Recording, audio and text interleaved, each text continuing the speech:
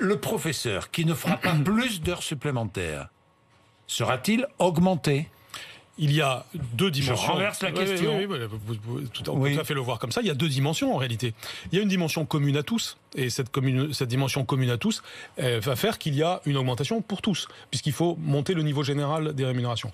Et puis, bien entendu, il y a une dimension de mérite. Ça existe déjà en partie. On va probablement l'accentuer pour voir comment motiver tout le monde. Il y aura une dimension de mérite au cœur de cette revalorisation des enseignants. Je dirais pas au cœur, en plus. C'est-à-dire, vous avez et la dimension commune. Mais toujours dans la même enveloppe. Toujours dans la même enveloppe, qui, je rappelle, est sur plusieurs années. C'est-à-dire qu'on va demander aux professeurs de travailler plus pour gagner plus. Non, il va y avoir... on va d'abord rendre visible l'invisible. Franchement, non. Non, si vous me laissez développer le raisonnement, je le ferai bien volonté. Parce que là, il y a un doute. Non, d'abord, qu'il y ait des éléments non définis, c'est le principe même du dialogue social. On s'écoute, on regarde, on fait les propositions. Dans une démocratie sociale apaisée, où on arrive à discuter tranquillement de ces sujets, on est tout à fait en mesure de dire la nation française va mettre plus d'argent dans son éducation. C'est la cause que je porte. Et d'ailleurs, tout pays moderne doit faire ça, c'est-à-dire investir plus dans son éducation.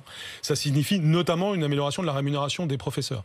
Amélioration de base pour tous. Donc ce sera le lot commun. Par-dessus le marché, nous devons mettre des éléments de motivation. Et les professeurs attendent cela. C'est-à-dire, il est normal de vouloir avoir une carrière dynamique. Par exemple, on va développer les enjeux de deuxième carrière.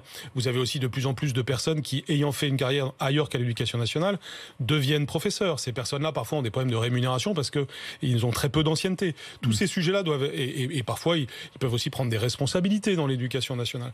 Tout ça, c'est des sujets de ressources humaines, je dirais, dynamiques, que nous devons voir. Donc, j'essaye de sortir aussi des débats binaire, est-ce que c'est la même chose pour tous, est-ce que c'est travailler plus pour gagner plus? En réalité, c'est plus compliqué que ça, c'est à la fois mieux que ça, c'est-à-dire c'est comment on motive notre système, comment on donne du dynamisme à notre système, comment on ouvre des horizons à tous les acteurs de l'éducation nationale. C'est un jeu gagnant-gagnant parce qu'on va y mettre beaucoup de moyens. C'est un jeu même, je voudrais le signaler, que je joue à l'échelle européenne. J'en parle par exemple avec des homologues d'autres pays, parce qu'en réalité c'est une stratégie pour l'Europe aussi, d'investir davantage dans son éducation et donc dans la rémunération de ses professeurs.